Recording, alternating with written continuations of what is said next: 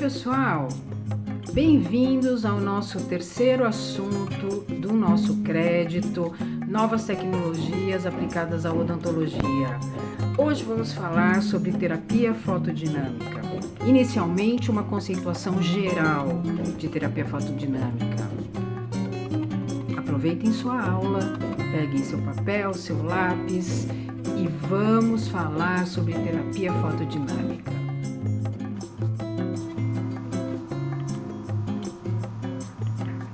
Na luta contra o coronavírus, fique em casa e assista a sua videoaula. Eu sou Gisele Rodrigues de Santana Neves e estou hoje aqui com vocês para discutirmos sobre a terapia fotodinâmica. Qual será o nosso objetivo?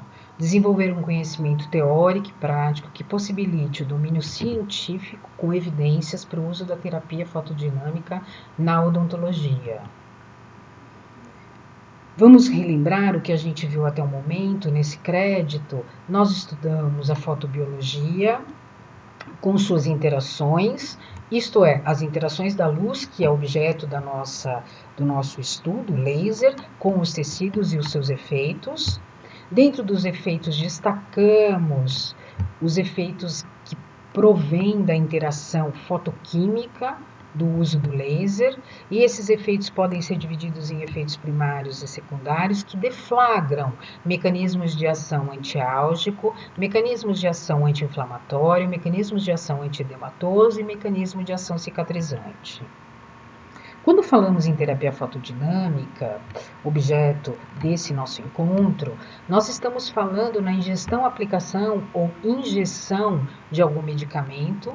Substância essa que é ativada por uma luz e, portanto, ela é denominada fotossensibilizador.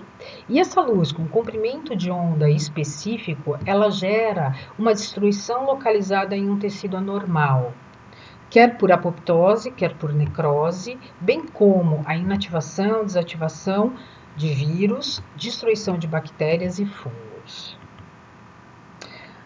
A história do PDT, ou terapia fotodinâmica, ou TFD, é uma história bem antiga. Ela data do início do século passado, com Rab Fontapainer, que observaram que a acridina diluída, quando exposta ao sol, florescia. Nos anos 10 do século passado, Mayer e Betts, eles observaram que o ser humano possuía substâncias que se sensibilizavam pela luz. Dentre essas substâncias, eles estudaram as hematoporfirinas.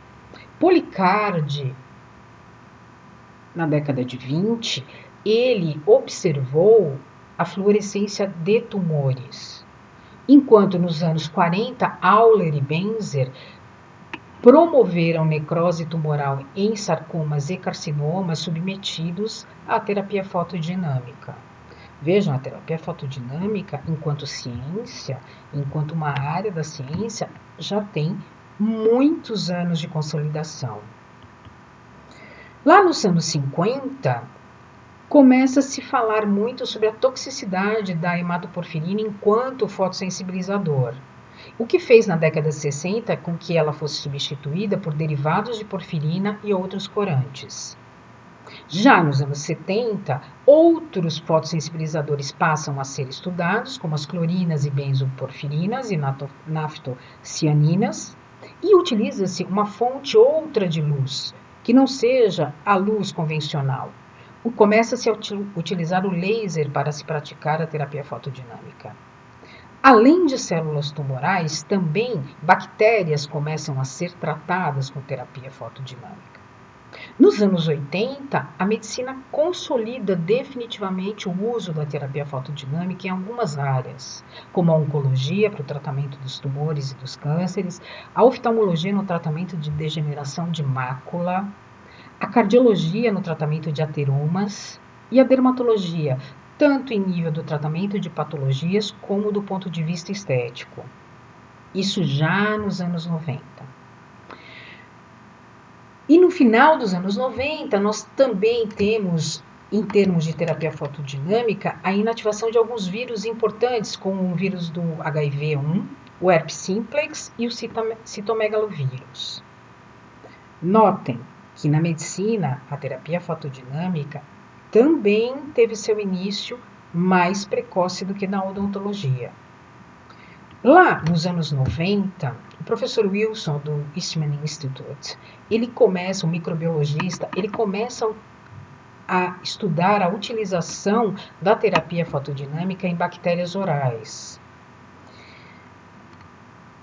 Ainda nos anos 90, ele começa a utilizar,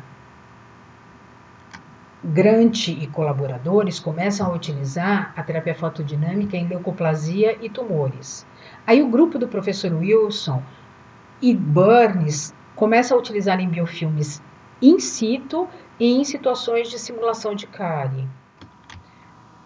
No final dos anos 90 e começo desse século, os pesquisadores passam a estudar a utilização de anticorpos marcados como uma forma de terapia targeada, principalmente para tumores, para que eles atingissem os efeitos da terapia fotodinâmica, atingissem exatamente as células tumorais.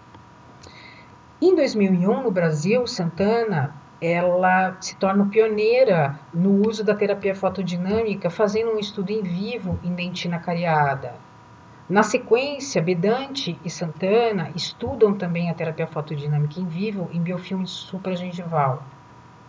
Quando, em 2002, o Agnaldo Garcês, ele começa a estudar a terapia fotodinâmica em condutos radiculares. E no ano seguinte, o Jamil Shibli, ele começa a estudar a terapia fotodinâmica em periimplantite. E daí para frente, tanto no Brasil quanto no mundo, os estudos na odontologia com terapia fotodinâmica, eles se desenvolveram a pleno vapor.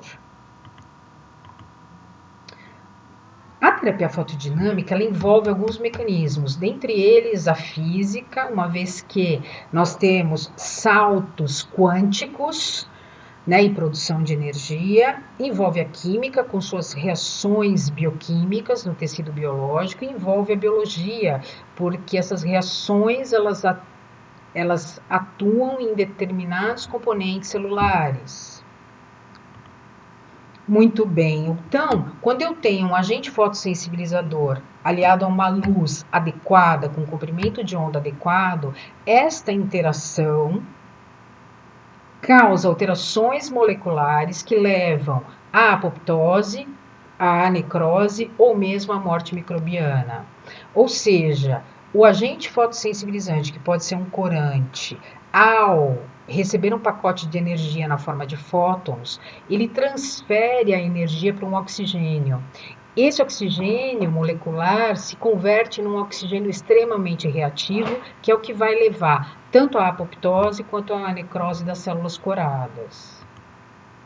Então, o mecanismo de ação da terapia fotodinâmica, ele consiste em você emitir através de uma luz laser um fóton com comprimento de onda específico. Esse fóton, ele atinge um fotossensibilizador que encontra-se num estado singlet estável, no estado fundamental. Ao receber esse pacote de energia, esse fotossensibilizador, ele passa para um estado singlet excitado ou mesmo para um estado triplet excitado, dependendo do salto quântico que ele deu. Ao alcançar um estado triplet excitado, esse fotossensibilizador, ele acaba por deflagrar o mecanismo tipo 1 de ação da terapia fotodinâmica, que é a produção de radicais livres, isto é, a produção de espécies reativas de oxigênio. E esse mesmo estado triplet excitado do fotossensibilizador leva também a um mecanismo do tipo 2, que faz com que o oxigênio molecular se torne um oxigênio reativo na sua forma singlet, que é altamente citotóxico. Isso tudo que eu falei é representado aqui no diagrama de Jablonski, em que eu tenho aqui um agente fotossensibilizante corando a célula de um tecido. Ao receber um fóton de uma determinada energia, comprimento de onda, as moléculas desse fotossensibilizante podem ir por um estado singlet excitado ou um estado triplet excitado. Esse estado triplete excitado é o que vai levar aos mecanismos de ação da terapia fotodinâmica.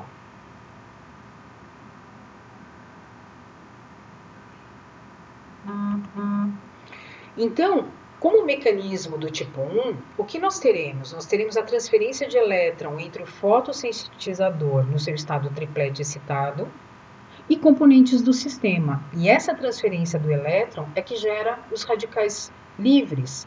E esses radicais livres, eles tendem a reagir com quem? Com o oxigênio no seu estado fundamental. E isso faz, por oxidação, produtos que são prejudiciais ao metabolismo celular. No mecanismo tipo 2, a gente vai ter a transferência de energia do fotossensibilizador no seu estado triplete excitado, com a geração de um oxigênio singlet, que é excitado, que ele é altamente citotóxico. Então a gente sabe que algumas drogas, elas têm a capacidade de seletivamente se concentrar em algumas células que estão em que estado? Estão em hipermetabolismo, ou elas estão em mitose ou elas estão em meiose. Por isso que a gente fala da eficácia da terapia fotodinâmica nos processos tumorais. Porque os processos tumorais, as células estão em franco hipermetabolismo. Essa célula que foi sensibilizada por um agente químico, quando você coloca uma luz ideal, isto é, uma luz com determinado comprimento de onda por um tempo adequado, faz com que esse tecido se sensibilize com esses pacotes de energia que são absorvidos, e ao receber essa energia, esse fotossensibilizador, ele transfere essa energia ao oxigênio da célula. Aqui, mais uma vez, né, a mitocôndria. E esse oxigênio excitado, na forma triplete, passa a ter uma ativação química que faz com que ele reaja destruindo a célula hospedeira. A reação do composto no seu estado triplete com o oxigênio molecular celular também irá produzir um oxigênio singlet que vai causar a morte celular por interromper processos biológicos. E ela interrompe esses processos biológicos por reações de oxidação, por reações de cicloadição e por formação de radicais livres. Então, basicamente, nós temos aqui um agente fotossensibilizante, ele sendo excitado por uma luz, faz com que ele pule para uma camada excitada e instável no seu estado triplete, né? E esses elétrons eles são transferidos para o oxigênio molecular, fazendo com que ele se torne um oxigênio singlet, ou mesmo doando esse elétron excitado também para a formação de radicais livres. Então, na reação do tipo 1, a energia é transferida diretamente ao oxigênio, formando o oxigênio singlet, que é altamente reativo. E na reação do tipo 2, eu tenho a formação, a energia é transferida diretamente para moléculas intermediárias que reagem com o oxigênio, formando radicais livres. E são esses radicais livres e esse oxigênio altamente reativo que levam à destruição celular ou uma morte, ou também até uma morte programada, como a apoptose. E no caso de organismos unicelulares, podem levar à inativação de vírus e à morte de bactérias, fungos e parasitas. E aqui está a chave, né, de solução para problemas orais, tanto para patologias quanto para patologias biofilme dependentes. Então, gente, é importante a gente destacar qual é o papel do oxigênio molecular na terapia fotodinâmica. O oxigênio molecular, na sua forma molecular, é uma forma estável e ela é de vital importância para a manutenção da vida celular. Na natureza, o oxigênio molecular está em dois estados, no estado singlet e no estado triplete. Quando na natureza ele se encontra no estado triplete, ele tem uma mais baixa energia. Já no singlet, ele cerca de 1.500 vezes mais oxidante do que o triplete e é, portanto, citotóxico. Então, em A, a terapia fotodinâmica produzir pelos seus mecanismos de ação oxigênio singlet, ela passa a fazer com que esse oxigênio se torne citotóxico e é isso que leva à inativação celular, quer por apoptose, por necrose ou mesmo nos unicelulares pela morte. Então, quando eu tenho um agente fotossensibilizante que está sensibilizando uma determinada célula, ao eu inserir um pacote de energia através da luz laser, o que vai acontecer? Esse composto formado pelo fotossensibilizante excitado, ele reage com moléculas e vai produzir radicais livres na reação do tipo 1 e vai produzir o oxigênio singlet na reação do tipo 2. Tanto os radicais livres quanto o oxigênio singlet levam à morte celular ou à destruição do tecido doente. E o oxigênio singlet, agora a gente se aprofundando no mecanismo de ação dele, ele reage com componentes celulares, uma vez que você tem nesses componentes celulares compostos orgânicos insaturados. Os compostos orgânicos insaturados, eles são muito suscetíveis ao oxigênio singlet. E esse oxigênio singlet acaba por danificar a membrana celular, porque essa membrana celular, ela contém os lipídios insaturados. E ao danificar essa membrana celular é que ele leva a uma inviabilidade celular. Aqui cabe um parênteses com relação aos lipídios insaturados, porque é sobre os lipídios insaturados é que essas moléculas reativas vão ter uma ação fundamental. E é isso que vai fazer com que você tenha atuação na membrana e, consequentemente, a inviabilidade celular.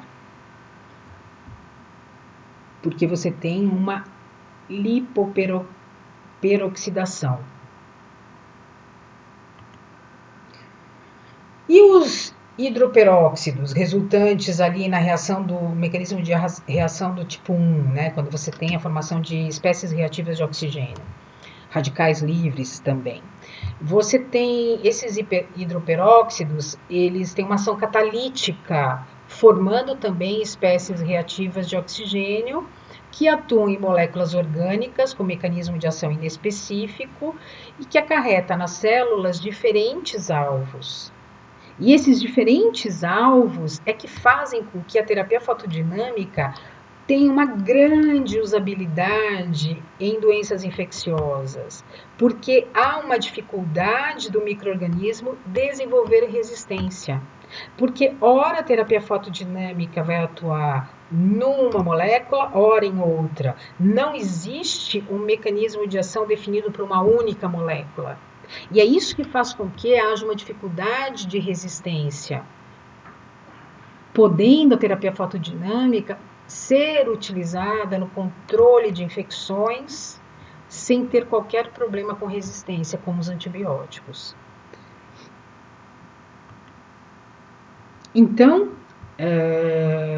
aqui já um diagrama de Jablonski mais estruturado para a terapia fotodinâmica, a gente tem que o uso de uma luz visível ou mesmo no infravermelho próximo com fotossensibilizante, a gente pode afirmar com uma máxima que pode tratar doenças. Então eu vou aqui na minha célula que foi sensibilizada por um corante ou por um fotossensibilizador, eu jogo uma energia que não é térmica.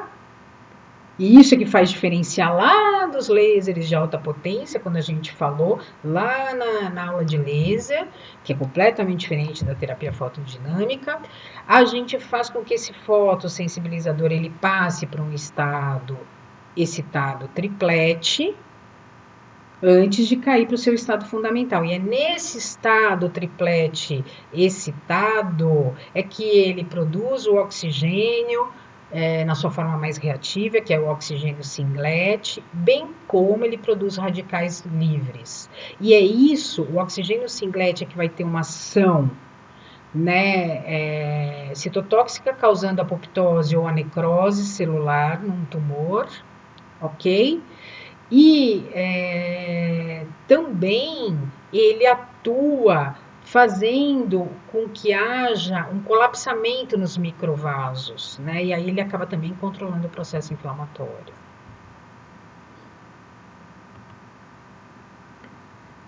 Bom, então, quando a gente fala no mecanismo de ação da terapia fotodinâmica, a gente está falando de um mecanismo de fotossensibilização letal celular, né? Com a produção de efeitos citotóxicos e com fotodano em organelas subcelulares ou mesmo em biomoléculas.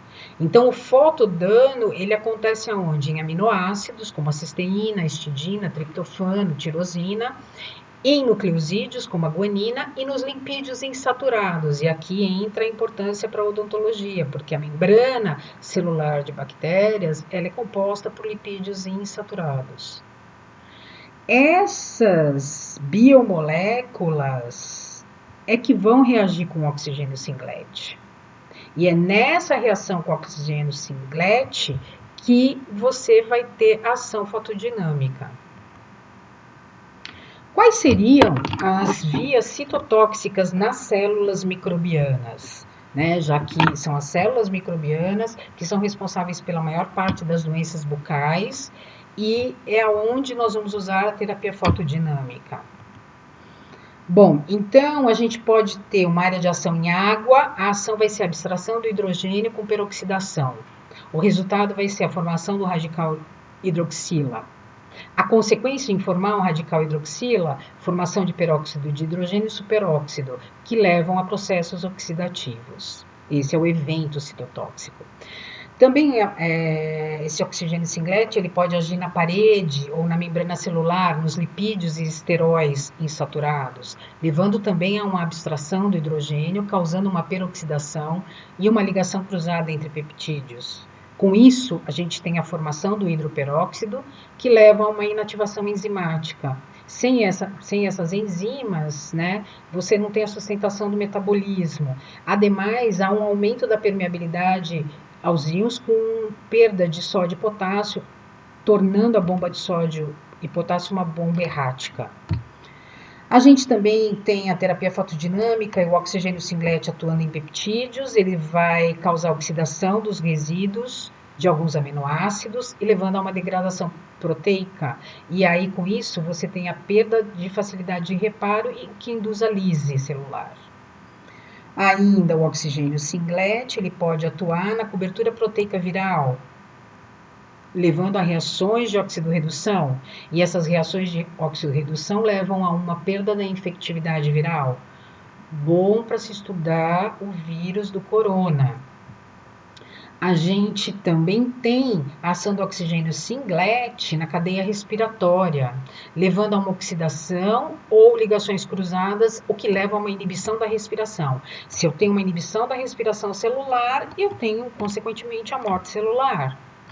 Também o oxigênio singlet ele pode atuar em enzimas citoplasmáticas, enzimas virais, e no caso a transcriptase reversa, levando à inibição do conjunto ribossômico. Portanto, leva a uma inibição da replicação e, portanto, à infectividade.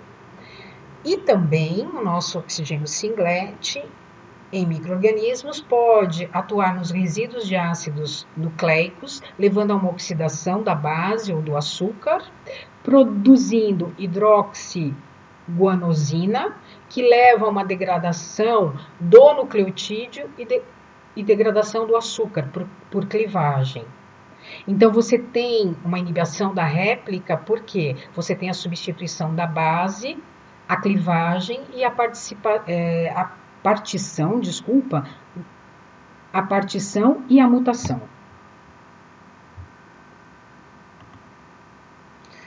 Como a gente pôde ver, isso acontece nas células microbianas. E nas células tumorais? O que acontece? A gente pode ter fundamentalmente com a terapia fotodinâmica, uma coisa que faz ela se destacar em relação, por exemplo, a um quimioterápico, é que a maioria das células ela sofre apoptose e não necrose. O que vem a ser a apoptose? Bom, em biologia, a apoptose ele é um tipo de morte programada. É como se houvesse um suicídio deliberado. E ao contrário da necrose, que ela é apenas uma morte celular resultante de uma injúria tecidual aguda, a apoptose, ela ocorre num processo ordenado. Então, aquela morte ela é programada, ela é ordenada, e isso leva a vantagens durante o ciclo de vida dos organismos, né? Porque você não tem subprodutos da necrose sendo produzidos. Então, aqui só uma forma esquemática, né? Você tem uma programação da célula para ela morrer, inclusive com a membrana com fragmentos celulares. Então, os subprodutos eles são menos agressivos do que os subprodutos de necrose. Bom, só que para que tudo isso aconteça, nós precisamos ter agentes fotossensibilizadores. Não é o fato de eu colocar uma luz sobre um tecido biológico não vai deflagrar isso tudo se eu não tiver um composto químico que seja aceptor dessa luz e que tenha que promova esses saltos quânticos que são responsáveis pela formação do oxigênio molecular citotóxico. Então, os nossos fotossensibilizadores, eles necessitam de algumas propriedades físico-químicas para que eles exerçam esse papel. Então, a primeira delas é absorver fótons eficientemente, ter um rendimento quântico elevado na formação do estado triplete. Esse rendimento quântico significa o quê? Quantas moléculas vão pular, vão se excitar até o estado triplete, porque aí é esse estado triplete que vai promover a formação de espécies reativas de oxigênio, ou mesmo do oxigênio singlet. Também ter um estado triplete que tem uma longa vida, porque esse estado triplete que vai deflagrar os mecanismos, se ele tiver uma vida curta, eu vou ter pouquinho mecanismo de ação sendo gerado. Também, esse fotossensibilizador ele tem que ter uma habilidade de doar e aceitar elétrons, porque é isso que faz com que ele faça um mecanismo do tipo 1. Além disso, os fotossensibilizadores, enquanto propriedades físico-químicas, eles devem gerar oxigênio singlet com alto rendimento quântico para promover o mecanismo do tipo 2, ter uma alta afinidade para o tipo de substrato-alvo, ou seja, ele ter afinidade para aquela célula tumoral, para aquela bactéria, ter alta afinidade com a membrana celular, com alta capacidade de união, não ter toxicidade escura, ou seja, ele sem luz, ele não pode ser citotóxico. Ter uma fotoestabilidade e ter uma alta taxa de clearance, que significa uma alta taxa de eliminação, principalmente nos casos da terapia fotodinâmica aplicada para a oncologia, visto que o fotossensibilizador ele vai ter que ser eliminado pelo organismo, uma vez que ele é injetado de forma endovenosa. Dentre os fotossensibilizadores que a gente tem para terapia fotodinâmica, a gente tem a porfirina e seus derivados. A porfirina, ele é um fotossensibilizador que ele interage muito bem com luzes de comprimento de onda de 630 nanômetros. Então, a gente tem dentro da porfirina as hematoporfirinas, o fotofrin e o ALA, o ácido 5-aminolevolínico. As porfirinas são ainda muito utilizadas no tratamento oncológico. A gente tem os derivados de benzoporfirina, que agora esses derivados, eles reagem, eles se excitam frente a uma luz de 690 nanômetros de comprimento de onda. Temos os xantenos que reagem, que se estimulam com luzes entre 500 e 550 nanômetros. Dentro dos xantenos destaca-se a eritrosina. Temos o monoterpeno, que reage dentro dos monoterpenos, o azuleno, ele reage à luz com 685 nanômetros de comprimento de onda. Temos também as clorinas. As clorinas, elas se fotossensibilizam com luzes entre 650 e 700 nanômetros. Destaca-se a clorina E6 e a clorina E6 estanoso, a clorina E6 2.5 e conjugados de clorina E6. Temos a bacterioclorofila, ou seja, a clorofila é um agente fotossensibilizante, estimulado por luz no comprimento de onda de 780 nanômetros. Temos o naftolocianino, que reage a comprimentos de ondas de 776 nanômetros, os fitalocianinos, que reagem a comprometimentos de onda de 670 a 690 nanômetros, e destaca-se o fitalocianino disulfonado de alumínio e o fitalocianino catiônico de zinco. Temos os cromóforos tricíclicos. Dentre eles destacam-se o azul de toluidina, que reage a comprimentos de onda de 630 nanômetros, o azul de metileno, que reage a comprimentos de onda de 600 nanômetros, e aqui um exemplo. Temos o alaranjado de acridina, que reage a comprimentos de onda entre 540 e 540 nanômetros. Na odontologia, os mais utilizados são os cromóforos tricíclicos. Existem alguns fatores que podem afetar a eficiência da terapia fotodinâmica? Existem. Dentre eles destacam-se a seletividade, o sistema de entrega, a fonte de luz e o fotossensibilizador. Como a gente pôde ver nessas últimas telas apresentadas, os fotossensibilizadores, eles se adequam a um determinado comprimento de onda, portanto, eles se adequam a uma determinada fonte de luz. E isso tem que ser muito bem delimitado, porque não adianta eu usar um fotossensibilizante que não é sensibilizado pela luz. Pode ser a melhor luz do mundo, mas ela não vai ter eficácia, porque ela não faz com que ele tenha um rendimento quântico. A forma de entrega também. Eu tenho que tentar entregar todos os pacotes de energia naquela área em que eu quero que a terapia fotodinâmica ela atue. E temos também a seletividade, porque algumas células elas incorporam melhor fotossensibilizantes do que outras. Então, há uma seletividade celular também com relação à droga química. E eu tenho que entender essa seletividade para escolher para minha patologia o melhor químico que vai me dar rendimento quântico. Quais as vantagens da terapia fotodinâmica?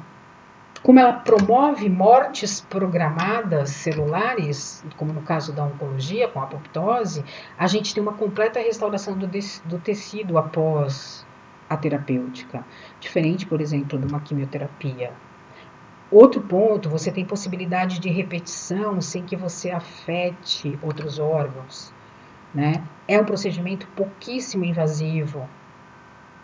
E quando eu uso, por exemplo, em áreas onde você depois vai ter um processo cicatricial acontecendo, a cicatrização tem um aspecto estético superior. Não causa dano ao tecido subjacente, super importante na oncologia. E o custo é muito baixo comparativamente com alguns quimioterápicos, que são caríssimos. Então, a terapia fotodinâmica, principalmente na área médica, na área da oncologia, a gente tem primeiro uma administração intravenosa do fotossensibilizador no paciente. Esse paciente ele fica aguardando 24 horas, todas aquelas células incorporarem o fotossensibilizador, elas fazerem essa retenção seletiva. Depois de 24 horas, aquele paciente ele é irradiado com laser num comprimento de onda adequado, e isso gera reação fotodinâmica, com a formação de espécies reativas de oxigênio, né, ou mesmo do próprio oxigênio singlet, que vai levar à destruição do tumor. Então, no tratamento do câncer, como eu disse para vocês no início desse nosso encontro, é bem avançado o uso da terapia fotodinâmica. E as células tumorais, dependendo da farmacocinética do nosso agente fotossensibilizante, elas permanecem mais tempo retendo o mesmo comparativamente com células normais. Tem esse fator que também é interessante. Então, a célula tumoral tem uma maior afinidade pelo agente fotossensibilizante. Isso torna ele muito seletivo. É por isso que ele preserva a célula normal.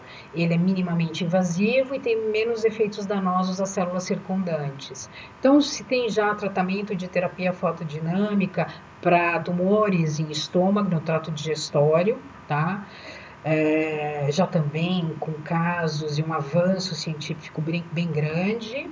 Aqui na área da dermatologia, né? A gente também tem alguns tratamentos de tumores, né? Com a terapia fotodinâmica, né?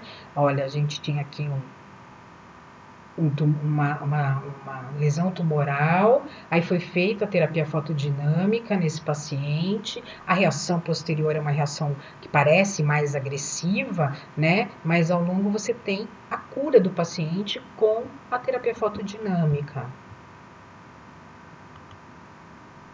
Né? Aqui um outro tumor em pele, né? E olha o resultado da terapia fotodinâmica. Então, assim, é muito interessante ver o quanto uma ciência que estava lá no começo do século, esquecidinha, né? Ela volta à tona e ela traz tantos benefícios à qualidade de vida das pessoas. Né? Porque as pessoas que passam por terapia fotodinâmica, diferente das que têm quimioterapia, não têm reações adversas. Né? Então, isso é um grande avanço para algumas áreas das ciências da saúde. Então, nesse nosso encontro, a gente começou a falar de outra reação, outra interação fotoquímica do laser, que é a terapia fotodinâmica. A gente apresentou o conceito da terapia fotodinâmica, seus mecanismos de ação, as reações que estão envolvidas nesses mecanismos de ação, os fotossensibilizadores com suas características para que haja efetividade do uso da luz em prol da qualidade de vida dos nossos pacientes. A gente vai terminando por aqui e aguardo vocês na nossa próxima videoaula. Tchau!